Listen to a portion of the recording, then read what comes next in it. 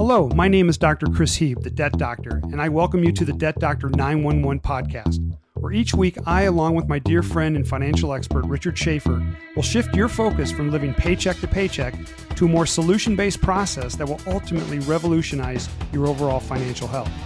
We will expose the hidden secrets about our financial system that banks and lenders never tell you about when it comes to getting rid of your debt and building your wealth.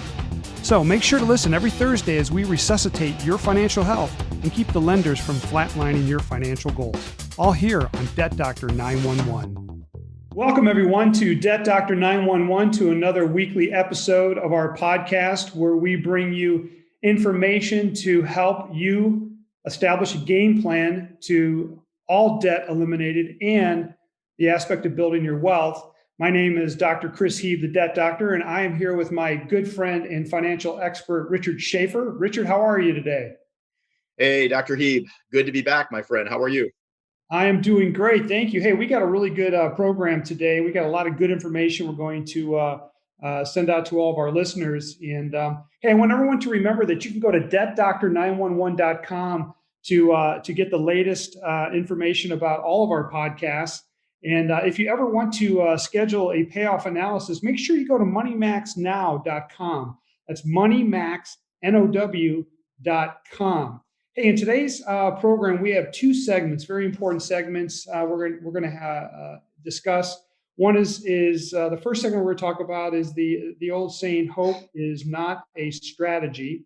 And then our second segment today is going to be about how debt-free is becoming the new sexy. And I know, Richard, you're going to like that a lot. But first, let's talk about, we always enjoy getting feedback from our listeners. And we got another question since our last podcast last week. And it comes from Matt in Denver, Colorado.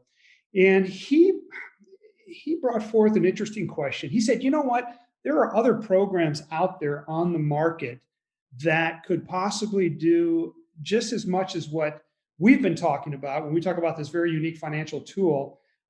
He even said that, hey, stuffing cash in envelopes to pay down your debt could be just as effective. And I know, Richard, you have a few things you want to say about that. So let's get right into it. Is Matt correct in saying that there are other programs out there that could do a better job than what we've been talking about in regards to a unique financial GPS tool? Well, I really appreciate that question. And in truth, Chris, I think it's pretty fair to say there's always more than one way to skin a cat in anything in life. And results is really the most important thing. So I'm not one to, criticize any effort, any plan, any strategy to attack people's debt, their financial situation, et cetera. That being said, in the real world, we don't have an unlimited amount of time, effort, energy, and resources. So it's incumbent upon us to have to do the most effective thing, right? In life, we're always trying to find out the best, the quickest, the cheapest, the most efficient way to do things. And in fact, one of the individuals that does endorse that sort of general strategy, if you will, is Dave Ramsey. And I have a lot of respect for him. I think that he's accomplished a lot. I certainly recognize that he has really created a movement for people to understand the perils of debt. So for that, I applaud him. The challenge, however, in my personal and professional opinion, is that it simply hasn't evolved to the times. Now, there's certain things that are fundamental, right? It's like losing weight, Chris. You're a doctor, you know this better than most. You got to burn more calories than you take in. It's not entirely complicated, but you got to have a plan of attack that actually helps you to accomplish that. Joining a gym does not help you lose weight, but if you're committed to getting in shape, joining a gym is going to help that effort. Having a workout partner is going to help your results. Having a personal trainer is going to help increase your results, right? So we know that we can't create the commitment level for people to see the need to make those changes in their life. And I think a lot of people have helped create that conversation. But once you've gotten to the point where you are committed to establishing and following through on a strategy to get out of debt, you have to rely upon the fact that technology has changed a lot. You and I talk about GPS a lot, right? I think it's one of the most utopian examples we can come up with. We joked, a week or two ago, Chris, that there's been a lot of history and developments in terms of navigation, right? I mean, we used to use a sundial 1,000 years ago. I mean, that was pretty primitive, but it was the best we had. Then it was a compass. Then it was a map. And a map will tell you point A to point B. But what doesn't a map tell you? it doesn't allow for all of the ever changing circumstances, traffic, car accidents, weather, detours, closed roads, railroad crossings, etc. And that's where GPS is superior. So even though I acknowledge, Matt, for reaching out, I think that's a great question to ask. Sure, a lot of things will work if you follow through. But the important thing is having accountability, having structure, having the ability to actually create, Chris, financial foresight, genuinely recognizing the long-term impact, the long-term implications of every single financial decision you make in real time. And so being able to deploy technology, much like a financial GPS, is going to allow you to recalculate and recalibrate your immediate results at any given time. So although I applaud Matt for being committed, clearly he's to the point where he wants to really have a plan to get out of debt, but deploying technology, I don't think there's anybody that's listening here that would go back to starting to use a map and keeping a big map in the side pocket of their car every time they went somewhere. Now that we've evolved to GPS, we're not moving back for good or bad, right? It's like using a payphone instead of our cell phone. Both can make phone calls, but which one's going to be more convenient and more efficient? Absolutely, Richard. I think that's a perfect explanation. And I think, Matt, if you're listening today, to take that to heart. I think the most important thing to understand about this is, and it kind of leads into our first segment. We talk about hope. Is not a strategy. You have to define what is your strategy, okay? And you have to look at what's the most efficient way, the most effective way to get from point A to point B. And you just cannot go wrong with, number one, advanced technologies, and then also a tool that is geared specifically to handling any kind of financial situation when it comes to debt, when it comes to building wealth. But Matt, we really appreciate the question. Look, anyone out there that would like to submit a question to us, feel free to do that. Go to debtdoctor911.com. Just put in the comments exactly what your question is, and we'll be happy, hopefully, to bring forth that question to our next podcast. Absolutely. But let's move right into this concept of hope is not a strategy. Many years ago, Richard, I was at a conference, and an executive with a big tech company stood up and basically made the comment, when you're dealing with strategies, when you're dealing with goals, when you're trying to achieve something in life and also in business, hope is not a strategy. And boy, did that get half the audience just up in arms because of the faith component, right? Hey, look, I'm going to put all I can into what I need to do, and I'm going to hope that the end result is this. And to an extent, okay, and I'm a pretty spiritual guy. I understand the significance of prayer. I understand the significance of having faith and having hope in something I'm going to do. But when push comes to shove and the rubber meets the road, you got to have a strategy. You have to have a plan, a game plan, in order to get from point A to point B. And I think if you can implement and integrate that and actually follow through with it, and also have that morsel of hope and faith that you're going to achieve that particular goal, I think the combination of both a strategy and having that faith and hope is going to get you to where you need to go. What do you think about that? Man, Chris, you really hit on a lot of really powerful points. Not even because we're a pretty opaque podcast here, but even from, as you alluded to, a biblical standpoint, right? Faith without works is dead, right? That's the old expression, right? So having great confidence and hope in things doesn't get the results, right? It's got to be backed up by action. There's a lot of great trainers and speakers, and you alluded to some of them a minute ago, that saying having a goal without a plan is not a plan, it's a wish, right? And you start getting older when you start quoting your parents. I have a little girl, as you know, so there's a little book at the corner of my my nightstand there. It's called Dadisms. And unfortunately, my dad passed away a few years ago, and my mom gave that book back to me because I gave it to my dad as a gift. So I kind of gave it to my daughter as a gift to read through, and she was cracking up through most of it, right? But one of the things my dad said many times, and I'd like to think I was a pretty well-intentioned kid, but I probably made a lot of mistakes like every kid. But every time something would go wrong or I'd get in trouble, Chris, I'd say, well, Dad, I didn't mean to do that. I intend to do this or that. And he said, Rich, the road to hell is paved in good intentions, right? People don't necessarily intend to go down the wrong road, but that's often what happens. So there's a couple of things that really stand out to me. And we talked about a minute ago, and I know as a doctor, I can only imagine the stories you could share. But even the example we talked about exercise, right? we talked about this, I think, on the very first podcast we have. The two top New Year's resolutions each and every single year, Chris, are what? Is losing weight and finances. It's basically Yep, health fitness and and finance. finance, right? Yeah. It's going to be lose weight, get in shape, and get out of debt and save money. Well, why are those the same two every year? Because they're important, but also because people continue to fail, right? It's not because people intend to fail. They fail to plan, that whole concept.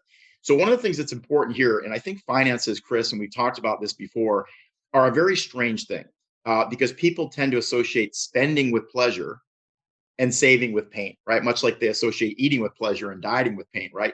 So until that paradigm is shifted, we continue to fall back to those habits every time we have a tragedy or a disappointment or a heartache, which is only every other Thursday, right? So there's a couple of things that I think are important here. I outside of the fact that many years ago, and my dad wasn't a guy of a lot of words. He certainly wasn't as outgoing as myself. But when he said something, it was pretty impactful. And he said, as it relates to money, the problem is that people buy things they don't need with money they don't have to impress people they don't even know. I can't even tell you how many times I've heard that one. But I will tell you, a couple of years before he passed, we got much closer, quite frankly. You get in touch with immortality, you start looking back at things. And one of the things that he shared with me, and this is personal for me, and we had a conversation about a great coach you'd worked with recently that helped you with these areas too. But you need really three things in life to be successful, to be happy, to be fulfilled, right? You need something to do. You need something to keep your mind and your body active. You need something or somebody to love, something to be passionate about. But the most important one is you need something to look forward to. And I started thinking about, and I believe you've seen this movie, Chris. I'm sure it's got to be one of your top favorites as well, but The Shawshank Redemption. Oh There's a yes. particular scene in that movie where Timothy Robbins is in the courtyard there, and he says, hope is not only a good thing, it's maybe the best of things. So we don't want to undermine the importance of genuinely having hope, right? And I think you and I would both agree about that. So we're not discounting that at all. But folks, listen, if you don't actually have and script out a specific plan, a methodical plan of attack in any area of your life, personal, professional, fitness, finance, you are not going to have success. I think everybody knows that. And one of the things that we've really helped, I think, change the game a little bit is being able to deploy user-friendly technology to actually help people have a systematic, consistent, accountable strategy for success. Wouldn't you agree that, Chris, that's probably been one of the most important sort of game changers, if you will, in terms of the process? Absolutely. I mean, as it relates to, what we've been talking about over the weeks in regards to, financial responsibility or fiscal responsibility is, that game plan. Okay. It is there right in front of you. And we've talked about this many times, Rich, is, technology has caught up with the financial industry. Okay. In a big way. And, for people not to take advantage of this, I scratch my head. I don't get it. Okay. I just absolutely don't get it sometimes when people have this technology right in front of them and they just choose not to take advantage of it. Well, something that you brought up a minute ago, Chris, and I think it's important that we try to reinforce this. Listen, folks, we're not somehow gifted, right? I think you worked extremely hard to be well versed on human anatomy and to be a doctor, right? And 30 years in the financial industry, I'd like to say that I've dedicated that same energy in this field. But the truth of the matter is, the average person isn't going to commit to a decade of school to be a doctor or 10, 20, 30 years to be an expert in the financial arena. So one of the things that we saw there being a great need for, Chris, was that how do we create an opportunity where we can actually help the average person bank like a bank? Literally be able to capitalize on all these decades long of systems and strategies that banks be using to their advantage and turn the tables and literally at the push of a button be able to bank like a bank. And that's really where I think we're going to revolutionize finances, the way people look at their money, the way they manage their money, they budget, and they have strategies to get out of debt. Because at the end of the day, there's no need to beat ourselves up about the fact that we're busy. We have lives. People have jobs. They have family. They have issues to deal with. The average person doesn't have 3, 4, 5 hours a day to run complex calculations on how to be able to manipulate these strategies. It's ridiculous. No different than the ease of use of GPS. As a little bit of a sidebar, I was having a conversation about that with somebody recently. And I said, tell me exactly how GPS works. And they're like, well, there's satellites and there's the phone. I'm like, wow, that's really complex explanation. There's actually 17 global satellites that travel 14,700 feet above the Earth, going 12,000 miles an hour. Nobody knows that. All we know is we push the buttons in that phone and it says turn right in 200 feet. And Chris, you know what? We've actually made it that easy for finances. Instead of somebody having to understand all these systems, all these strategies, all these complex ideas and methodologies, literally we've been able to build in all of this into this particular program, and all of the code actually does it for you. All you have to do is be able to plug in the numbers and it will tell you to the penny, to the day, exactly which debt to pay off, how much and when. And to the point you made earlier with Matt's question, it's all about taking stagnant money and putting it to work, getting your money to work for you 24/7, right? To be able to create interest accumulation, right? Be able to have strategic payoff, but most importantly, interest cancellation. Use your money to work for you instead of working for the bank. That's probably the most important thing. So our ability to finally create a tool, a resource, like you said, that's caught up with technology, finances, finally catching up with technology and making it. And isn't it about time? We've done it with so many other things in life, whether it's, washing dishes or cooking food and navigating our car.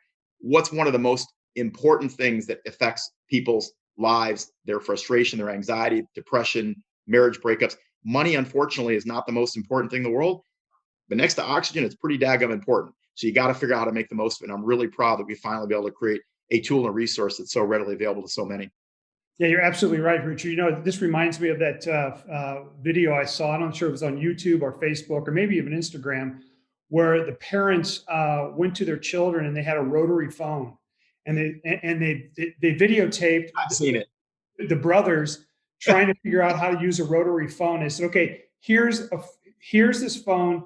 We want you to place a call." Okay, I don't know who it was. Place a call to Grandpa.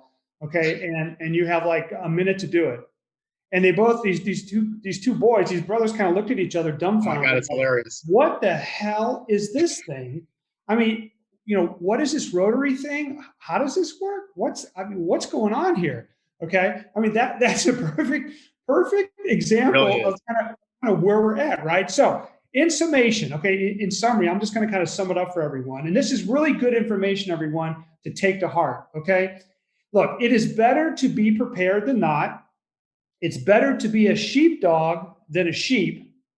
And any strategy that only espouses high ideals without at least laying the groundwork for turning that strategy into reality is absolutely fruitless at best and hazardous at worst.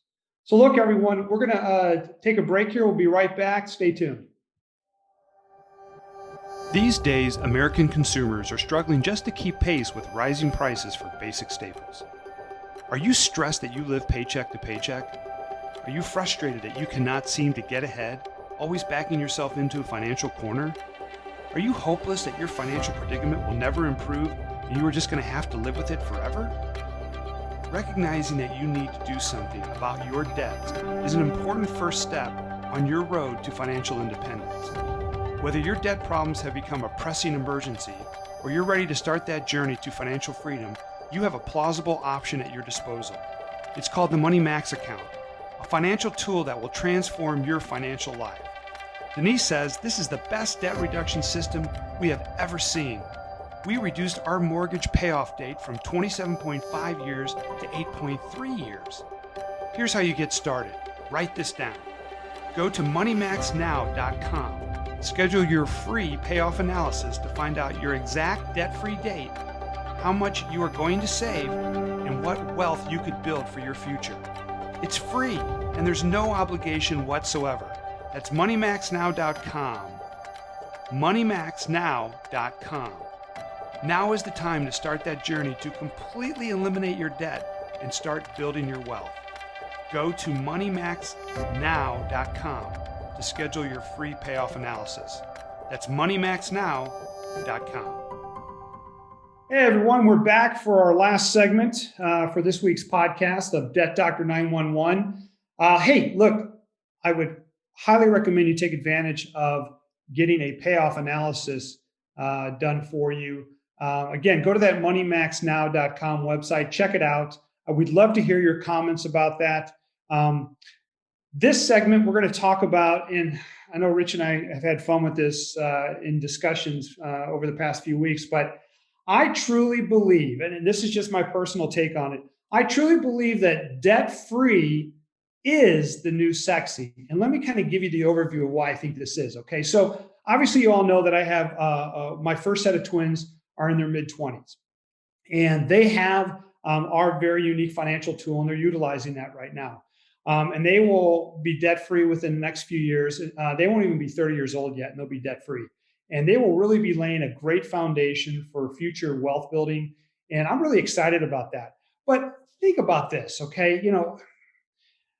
Think about, you're dating someone, you find that special person in your life. You love doing things with them. Look, you know exactly where this is leading to. Okay. Someone's going to pop the question, and lo and behold, here you have a relationship. Here you're going to get married. And guess what? I mean, as much as you may, have to, tolerate their in-laws. Okay. The bottom line is you find out that they have no debt, that they are completely debt free. Think about that for a minute. Okay. There's no baggage there. Okay. There's nothing you have to worry about in regards to, oh my God, they have all this credit card debt. Oh my God, they have a car loan. Oh my God, they have student loan debt, God forbid.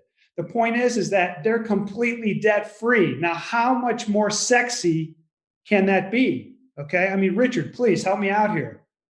Well, I'll tell you, as a single guy, you're singing to the choir right now. I know that, and I'm sure that's both sides of the equations, right? Women feel the same way, but uh, I I see that a lot. Living in South Florida, it's a beautiful place, right?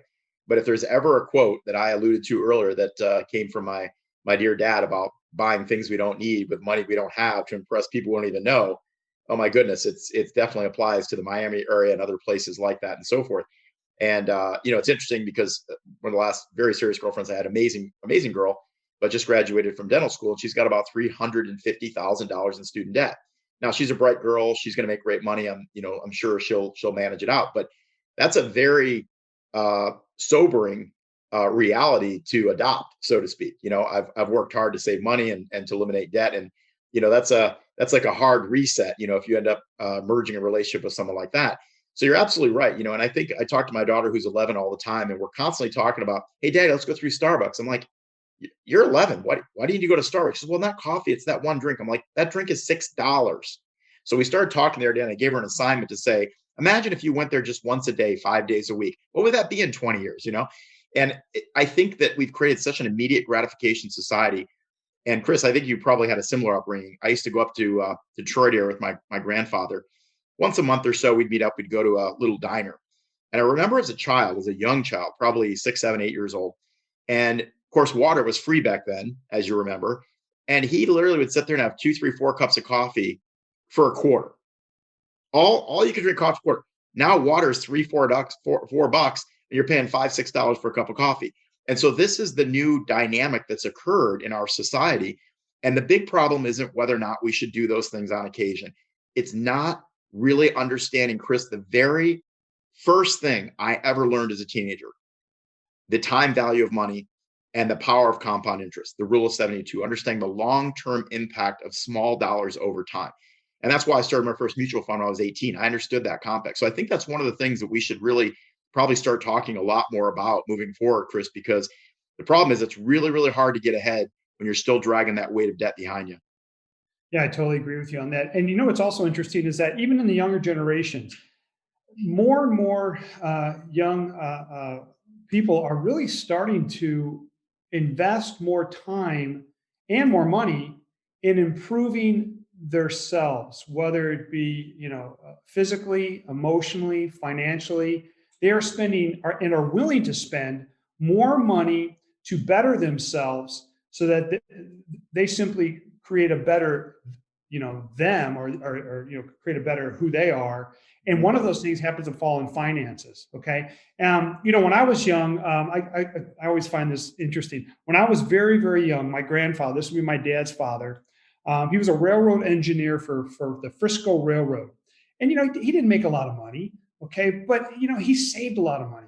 And I remember every Christmas when I was young, I would get a crisp $100 bill. Wow. Okay. Every single Christmas when I think as far as I can remember, maybe back when I was 5 years old, he'd give me You were $100. spoiled, man. What's that? You were spoiled, man. I got like a $2 bill.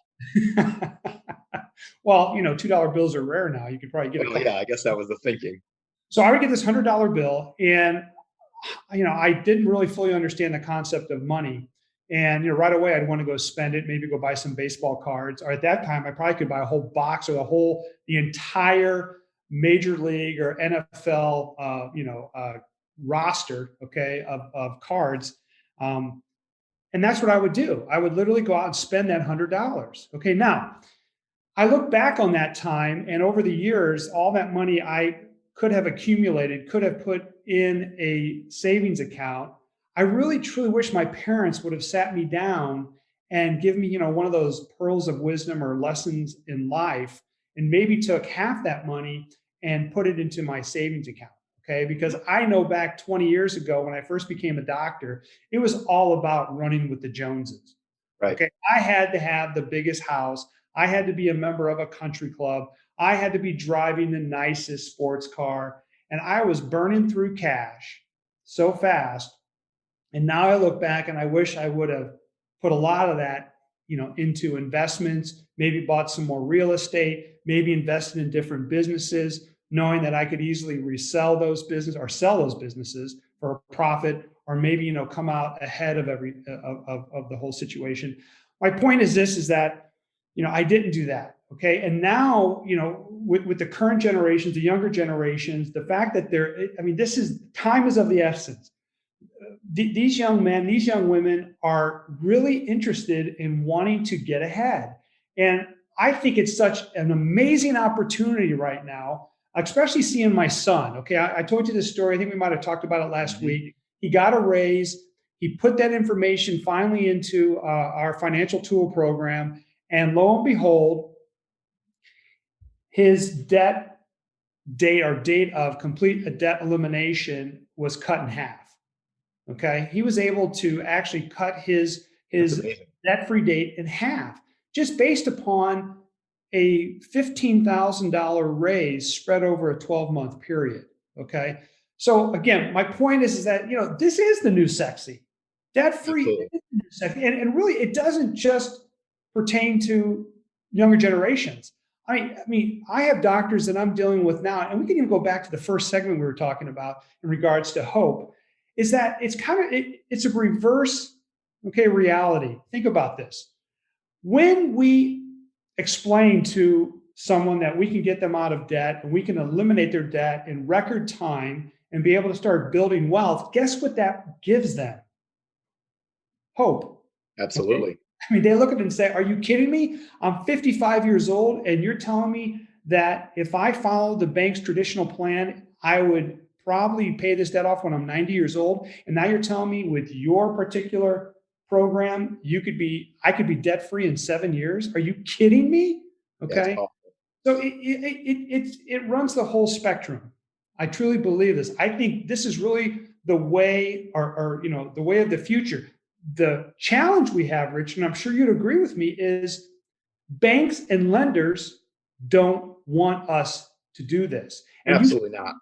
You've seen over the years how now I found it so interesting a few years back when you would see this on, whether you're watching an infomercial, or you're watching those shopping channels, they would say, oh, this beautiful watch is $759, but could be yours for $129 down and $79 a month for the next 6 months. Mm-hmm. They've broken it down into such small components to hide or disguise, okay, how they're making their money off of interest, to make it so appealing to everyone that it's not a big deal, that it becomes almost as common as, hey, I need to get a glass of water. I'll just go to the faucet and pour myself a cup of water and not even think much about it, right? It really is a unfortunate dynamic that exists in our country, probably almost more than anywhere else in the world. It's exactly full circle of what we talked about before. There's we could probably bring in psychologists that would sort of validate this paradigm, but it's that people associate eating with pleasure and dieting with pain and spending with pleasure and saving with pain. That's why we call it retail therapy, right? And so one of the biggest shifts, I think, Chris, that occurs with this kind of technological platform is that, listen, we all lack discipline at times, right? We're all vulnerable to being overly marketed to. It's like going to the grocery store and you're hungry. How's that usually turn out, right? Why are most of the commercials all about food, at break times and so forth? But I think when you start shifting, you create a platform that literally helps you. And as a doctor, you'll probably laugh about this, but imagine if you had a magic fork, right? And every time you took a bite of food, there'd be a little gauge on the side of that fork, and it would tell you exactly how many calories that bite represented. And then you'd flip it over, and it would show you a picture of exactly what you'd look like 90 days from now if you kept eating that way. That's real time, immediate pain, right? So we're able to do the same thing financially, Chris. We're literally helping somebody to understand small money. I'm not talking thousands. The whole it takes money to make money. Sure, but it also takes small amounts of money compounded over a long period of time to create wealth. So you start looking at $25, $50, $100. That storage unit you've had for 5 years with junk you don't even use anymore. And we think, well, I've got the money in my pocket. I've got 50. What if I spend 20? Who cares? You start plugging in a number and it'll immediately show you 5, 10, 15, 20 years from now the impact of it. That's sobering, Chris. That's like that fork that shows a picture of your body 90 days from now. And I think that's really where that paradigm is able to be shifted, because you're right. We have to change the mentality that what kind of freedom comes with not having debt? What would you do if you didn't have any debt? Where would you go? Who would you help? What would your life look like? What would the quality of your life feel like if you literally didn't owe anything to anyone? And how much more money could you direct to literally anything you want, but to your children's college education, retirement, retiring 5, 10, 15 years early, buying a second home, going on vacation? Those are the things that are within reach of the average person if they deploy a systematic strategy and follow the prompts that we give them. Yeah, I totally agree with you on that. And what's, I guess, is a rude awakening is the complacency of most Americans. The fact that, we tend not to, make or make a decision. I mean, a really true, important decision until, what is hitting the fan, Yep. or we're so down the rabbit hole that they're already throwing the dirt, into the hole. It's that emotional pain that we suffer through when we finally decide enough is enough and I'm going to do something about it. But all of this external outside forces that are constantly pushing us, to spend, to buy, the whole concept you talked about in regards to, the retail therapy, when is it, when is it enough is enough? Okay. What I always talked about in being a doctor is, people get sick and tired of being sick and tired. Okay. And I've been in that situation. I've been in that when I've said, enough is enough. I'm sick and tired of this bullshit. Okay. I need to make a significant change. And when you do that, it's an unbelievable feeling when you finally, like we say, put the rubber to the road and you decide that I am going to do something about it. And then it's a matter of disciplining yourself to stick with the program. That's when you can see the light at the end of the tunnel, right? You really hit a light bulb with me as a kid. And I think this was probably the 80s or something, but there was a workout woman called Susie Powder, I believe her name was, or Powder. And she said, stop the madness, was all her rage, right? But there was a movie many years ago. I was a little kid, but I think my dad used to love it, but it was called Network. It was in the mid 70s. And the guy goes out to his window and he says, I'm mad as hell and I'm not going to take it anymore, right?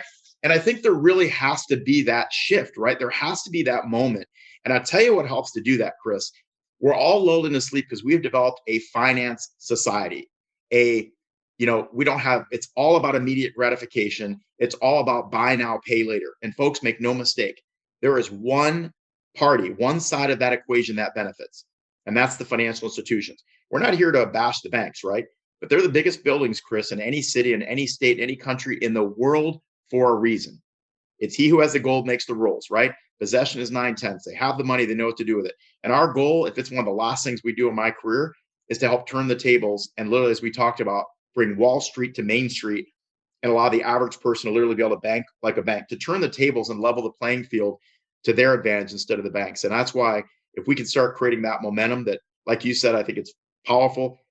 Being debt-free is the new sexy. It allows you to prospect the real legitimate opportunity, not just have financial security, potential financial independence for you and your family for decades to come. And that's really powerful. Absolutely, Rich. I totally agree with you on that. And on that note,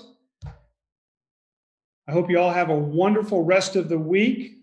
Remember to go to debtdoctor911.com to listen to our previous podcasts.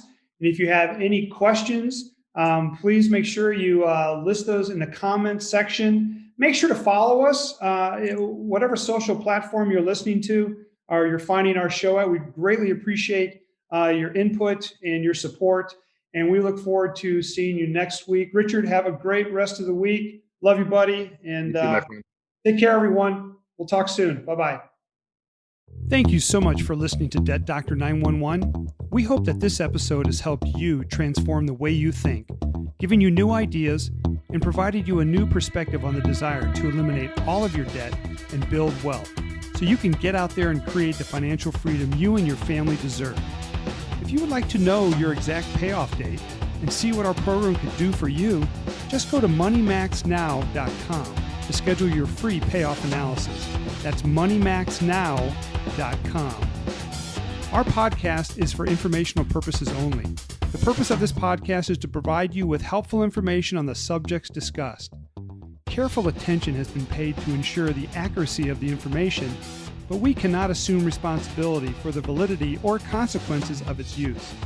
As each individual situation is unique, we disclaim responsibility for any adverse effects that may result from the use or application of the information discussed on this podcast. Any use of the information from this podcast is the sole responsibility of the listener. Results will vary based on an individual personal financial situation.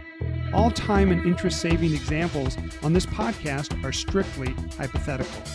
Individual time and interest savings amounts are subject to individual qualification. No financial advice or recommendations have been made as a part of this podcast. We encourage you to seek the advice of a financial professional. If you enjoyed this episode, please take a second to rate and review. Each review helps us help more people just like you make a difference in this world. Don't forget to take a screenshot, share it in your Instagram stories, and tag us at The Debt Doctor. That's TheDebtDr, and at FinPro Advisors. That's FinProAdvisors. Finally, always remember, let no debt remain outstanding except the continuing debt to love one another. See you next week.